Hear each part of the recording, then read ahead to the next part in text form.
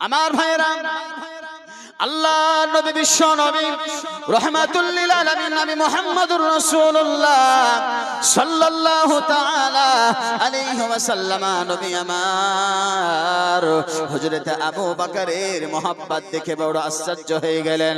আল্লাহর নবী ডাকতে বললেন, এ আবু বকর, তোমাকে এইভাবে চলতে হবে না, আমি পয়গম্বরের সঙ্গে তুমি সোজাভাবে চলতে থাকো। আল্লাহ পাকের পয়গম্বর রাসূল আরবি সাল্লাল্লাহু আলাইহি ওয়াসাল্লাম নবী আমার যখন আপনার কথা বললেন, আবু বকর আমার নবীর সঙ্গে আপনার চলতে আছে। দীর্ঘ পথ যাওয়ার পরে আপনার দেখা গেল বাবা আল্লাহর নবী আর হাঁটতে পারে না। আল্লাহর নবীর আপনার পা দুখানা ফুলে মোটা হয়ে গিয়েছে। দরুদ নবী আমার নবী আমার আর হাঁটতে পারে না। আল্লাহর নবী বিশ্ব নবী রাহমাতুল লিল আলামিন নবী মুহাম্মদুর রাসূলুল্লাহ সাল্লাল্লাহু তাআলা আলাইহি ওয়াসাল্লাম নবী আমার আবু বকর কে ডাকতে বললেন, এ আবু বকর, আমি পয়গম্বর আর চলতে পারি না, আমি পয়গম্বরের পা দুখানা ফুলে মোটা হয়ে গেছি। ও আবু বকর, আমি পয়গম্বর আর চলতে পারি না। আবু বকর বললেন, ইয়া রাসূলুল্লাহ, ইয়া হাবিবাল্লাহ নবী গো, আমি আবু বকর বেঁচে থাকতে আমি আপনাকে কষ্ট করতে দেব না, আমি আপনাকে কষ্ট করতে দেব না। ইয়া রাসূলুল্লাহ, আপনি যদি বেয়াদবি না মনে করেন, মেহেরবানি করে দেরি না করে আমি আবু বকরের আপনি কাঁধের উপর চেপে যান। আল্লাহর নবী ডাকতে বলেন, আবু বকর, ওরে আবু বকর, আমি পয়গম্বর যদি তোমার কাঁধের উপর চেপে যায়, ও আবু বকর তোমার বড় কষ্ট হবে, আমি পয়গম্বর তোমার কাঁধের উপর চাপতে পারবো না। আবু বকর বললেন, ইয়া রাসূলুল্লাহ, ইয়া হাবিবাল্লাহ নবী গো, আপনি কোনো চিন্তা করবেন না। ও মায়ের নবীজি, আপনি কোনো চিন্তা করবেন না গো নবী, আপনি দেরি না করে আমি আবু বকরের আপনি কাঁধের উপর চেপে যান। আমার ভাইরা, আপনারা চিন্তা করে দেখুন হযরত আবু বকর আমার নবীকে কেমন মহব্বত করেন। আল্লাহর নবী সাল্লাল্লাহু আলাইহি ওয়াসাল্লামকে আপনা বলা হয়েছে আবু বকর নিজের কাঁধের উপরে নিয়ে নিলেন। কাঁধের উপরে নিয়ে আবু বকর হাঁটতে শুরু করে দিলেন। কিতাবের মধ্যে বলা হয়েছে, আপনার বলা হয়েছে বিশ্রাম করার জন্য, আরাম করার জন্য। আপনার বলা হয়েছে গারে সুর পাহাড়ে আল্লাহ নবীর সাহাবা আবু বকর আমার নবীকে কাঁধের উপরে নিয়ে আপনার হাঁটতে হাঁটতে সে পাহাড়ের উপর উঠে গেলেন। পাহাড়ের উপর আপনার উঠে যাওয়ার পরে বাবা তাকিয়ে দেখলেন আপনার গারে সুর গর্ত, ওই গর্তের ভিতরে আবু বকর এবং আমার পয়গম্বর আরাম করবেন। এই জন্য বাবা আপনার বলা হয়েছে আবু বকর আমার পয়গম্বরকে কাঁধের উপর থেকে নামিয়ে দিলেন। আল্লাহর নবী কাঁধের উপর থেকে আপনার নামিয়ে যাওয়ার পরে বাবা ওই গারে সুর গর্তের ভিতর আপনার যেমনি প্রবেশ করতে যাবে, আল্লাহর নবী সাহাবা আবু বকর ডাকতে বললেন, ইয়া রাসূলুল্লাহ, ইয়া হাবিবাল্লাহ নবী গো, ওগো আল্লাহ পাকের পয়গম্বর, খবরদার আপনি এই গর্তের ভিতর আপনি প্রবেশ করবেন না। আল্লাহর নবী জিজ্ঞাসা করলেন, হে আবু বকর, আমি নবী জানতে চাই কেন তুমি আমায় বারণ করো, বলো কি হয়েছে? আল্লাহর নবীর সাহাবা আবু বকর তখন বললেন, ইয়া রাসূলুল্লাহ, ইয়া হাবিবাল্লাহ নবী গো, এই গর্তটা অনেক পুরনো গর্ত মনে হয়। ইয়া রাসূলুল্লাহ, এই গর্তটার ভিতরে হয়তো আপনার কোনো বিষধর সাপ থাকতে পারে গো নবী।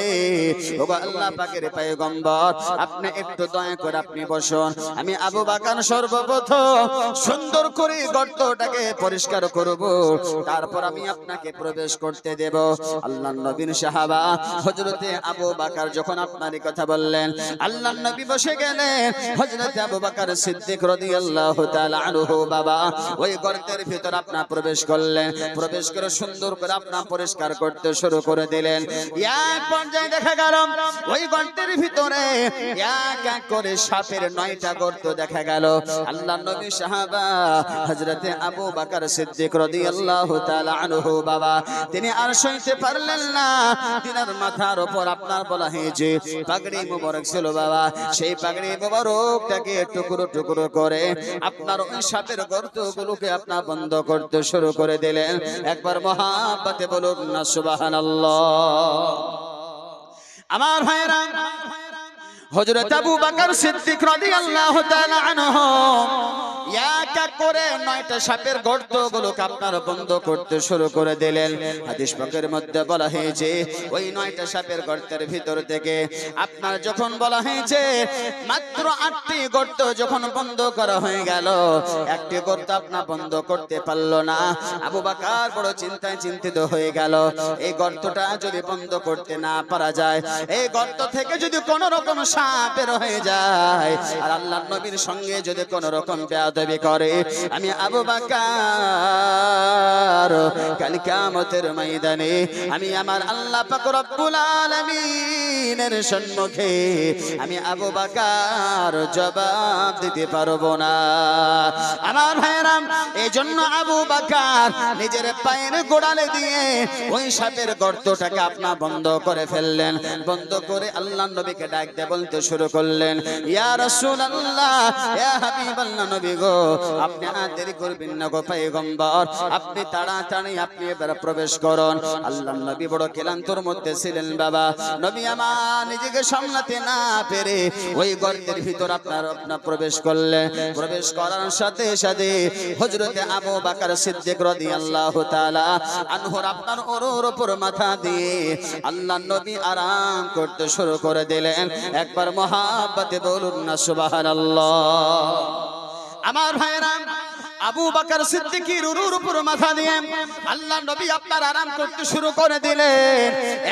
এক পর্যায়ে বাবা দেখা গেল হযরতে আবু বকর আমার নবীর চেহারার দিকে তাকিয়ে রইলেন আর আমার আল্লাহকে বলতে থাকলো, বলে রব্বুল আলামিন, ও গো দয়ার মালিক, তোমার পয়গম্বর রাহমাতুল লিল আলামিন নবী মুহাম্মদুর রাসূলুল্লাহ সাল্লাল্লাহু তাআলা আলাইহি ওয়াসাল্লাম কি বেঈমানের দলেরা চিনতে পারলো না। তোমার নবীকে এত তারা কষ্ট দেয়, তারপর তোমার নবী তাদেরকে কিছুই বলে না। বলে রব্বুল আলামিন, তোমার হাবিবের কষ্ট আর সইতে পারি না। ও গো রব্বুল আলামিন, যে সকল বেঈমানের দলেরা আমার নবীকে বড় অত্যাচার করে, আমার নবীকে মেরে ফেলবার কৌশল করে, রব্বুল আলামিন তাদের তকদিরে যদি তাদের জন্য আপনা বলা হয়েছে হেদায়েত লেখা থাকে, রব্বুল আলামিন তাদেরকে হেদায়েত করুন। তা না হলে ওই বেঈমানগুলোকে ধ্বংস করে পৃথিবীর জমিন থেকে বিদায় করে দিন। আমার ভাইরা, আবু বকর কথা বলতে আছে, কিতাবের মধ্যে বলা হয়েছে আবু বকর যে গর্তটাকে নিজের পায়ের গোড়ালে দিয়ে আপনার ঢেকে রেখেছিল, ওই গর্তের ভিতর আপনার বিষধর সাপ ছিল বাবা। ওই সাপ হযরতে আবু বকরের পায়ে কামড় দিয়ে দিল। সাপ কামড় দিয়ে দিলাম, আবু বকর বুঝতে পারে না। আবু বকর এই জন্য বুঝতে পারে না কারণ আবু বকরের ওর উপর আল্লাহর নবী আপনার আরাম করতে আসে। আবু বকর আমার নবীকে এত মহব্বত করতেন, এত ভালোবাসতেন। আল্লাহর নবীর সাহাবা আবু বকর আমার নবীর চেহারার দিকে তাকিয়েছিলেন, ওই সময় সাপে কামড় দিয়েছে। আবু বকর সাপের কামড় আপনার বুঝতে পারে নাই। আল্লাহর নবী চোখ খুললেন, আল্লাহর নবী চোখ খুলে তাকিয়ে দেখেন আবু বকরের চেহারাটা বড় মলিন। আবু বকরের চেহারাটা আপনার বড় মলিন হয়ে গিয়েছে। আল্লাহর নবী দো জাহানের বাদশা রাসূল আরবি সাল্লাল্লাহু তাআলা আলাইহি ওয়াসাল্লাম নবী আমার জিজ্ঞাসা করলেন, আবু বকর বলো বলো, তোমার শরীরটা কেন বড় দুর্বল, তোমার শরীর কেন বড় মলিন হয়ে গিয়েছে? ও আবু বকর, ও আবু বকর বলো, তোমার চেহারা কেন নীল হয়ে গেল? আল্লাহর নবীর সাহাবা বললেন, ইয়া রাসূলুল্লাহ, হাবিবাল্লাহ নবী গো, আমি আবু বকরের চেহারাটা কেন এমন হয়ে গেল আমি আবু বকর বলতে পারবো না। আল্লাহর নবী আবু বকরের পায়ের দিকে আপনার তাকিয়ে দেখেন হযরতে আবু বকরকে সাপে আপনার কামড় দিয়েছে, দংশন করেছে। আল্লাহর নবী তাকিয়ে দেখলেন যে সাপে আপনার কামড় দিয়েছে, ওই সাপ আপনার পালিয়ে যায়নি, ওই গর্তের ভিতর সাপ আপনার দাঁড়িয়ে রয়েছে। আল্লাহর নবী তো জাহানের বাদশা বিশ্ব নবী রাসূল আরবি সাল্লাল্লাহু তাআলা আলাইহি ওয়াসাল্লাম নবী আমার আর সইতে পারলেন না।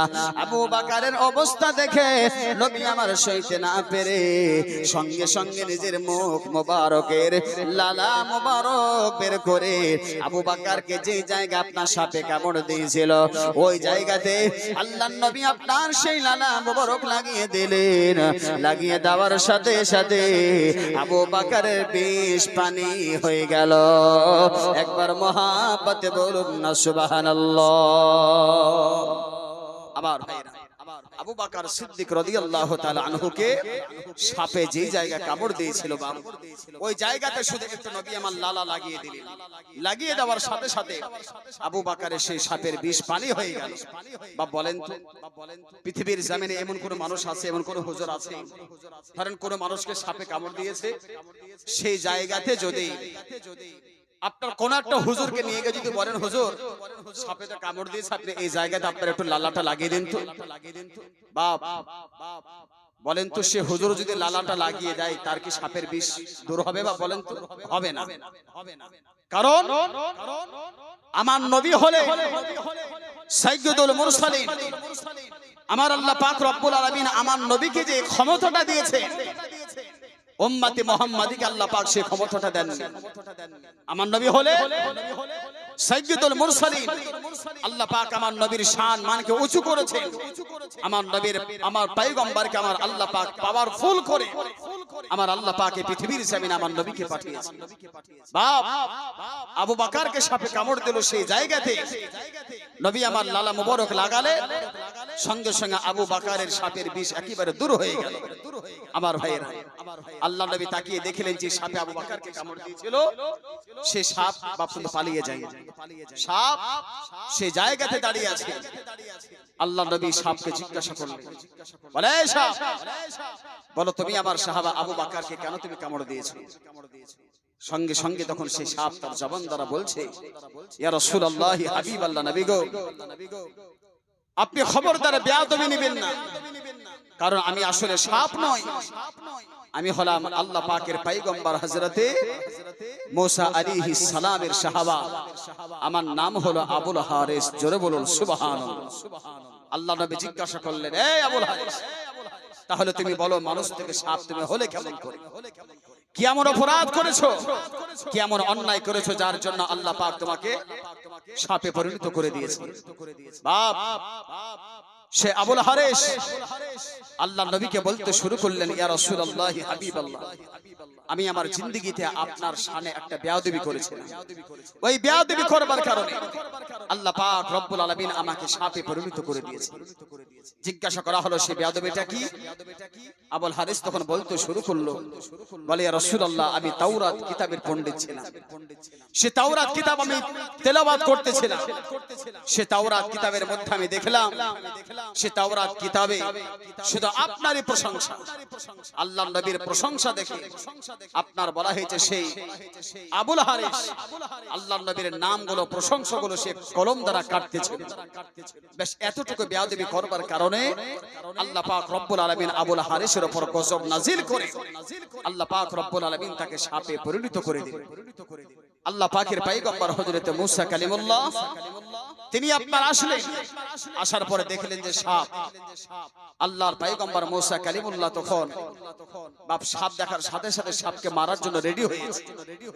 তখন সেই সাপ তার জবান দ্বারা পয়গম্বর মুসা আলাইহিস সালামকে বললেন, ও পয়গম্বর মুসা খবরদার আপনি আমাকে মারবেন না, কারণ আমি আসলে সাপ নই, আমি হলাম আপনার সাহাবা, আমার নাম হলো হযরত আবুল হারিস। জোরে বলুন সুবহানাল্লাহ। আল্লাহর নবী হযরত মুসা কালিমুল্লাহ তিনি আশ্চর্য হয়ে গেলেন, তিনি বাপ আর সইতে পারলেন না। কেন বলেন তো? তিনার সাহাবার কষ্ট সইতে না পেরে মহান আল্লাহ পাক রব্বুল আলামিনের শাহী দরবারে দোকানে হাত তুলে দিলেন। আমার আল্লাহকে বললেন, আল্লাহ আমার সাহাবা আবুল হারিস আপনার নবীর শানে বেয়াদবি করেছে, দরদে নবীর সঙ্গে বেয়াদবি করেছে, যার জন্য আপনি তার উপর গজব নাজিল করে আপনি সাপে পরিণত করে দিয়েছেন। বলে রব্বুল আলামিন আমি পয়গম্বর মুসা আমি আমার সাহাবার কষ্ট সইতে পারি না, আপনি মেহেরবানি করে আমার সাহাবা আবুল হারিসকে আপনি ক্ষমা করে দিন। আমার ভাইরা এমন অবস্থায় আপনার সঙ্গে সঙ্গে মহান আল্লাহ পাক রব্বুল আলামিন তখন বললেন, বলে ও পয়গম্বর মুসা আমি আল্লাহ পাক রব্বুল আলামিন আপনার সাহাবা আবুল হারিসকে আমি ক্ষমা করব না। বলে কেন? আমি এই জন্য ক্ষমা করব না কারণ আপনার সাহাবা আবুল হারিস সে আমার নবীর শানে বেয়াদবি করেছে, আমার নবীর শানে সে বেয়াদবি করেছে, এই জন্য আমি তাকে ক্ষমা করব না। অতক্ষণ পর্যন্ত করব না যতক্ষণ পর্যন্ত না আমার পয়গম্বর ওকে ক্ষমা করবে। আল্লাহর পয়গম্বর মুসা তখন বললেন, বলে রব্বুল আলামিন আপনি যে বললেন অতক্ষণ পর্যন্ত ক্ষমা করবেন না যতক্ষণ পর্যন্ত না আপনার পয়গম্বর আপনার আমার সাহাবা আবুল হারিসকে ক্ষমা না করে। বলে রব্বুল আলামিন আমার সাহাবা আবুল হারিস তো অতদিন পর্যন্ত আপনার বেঁচে থাকবে না, আপনার পয়গম্বর তো আখিরি জামানায় তিনার আবির্ভাব হবে।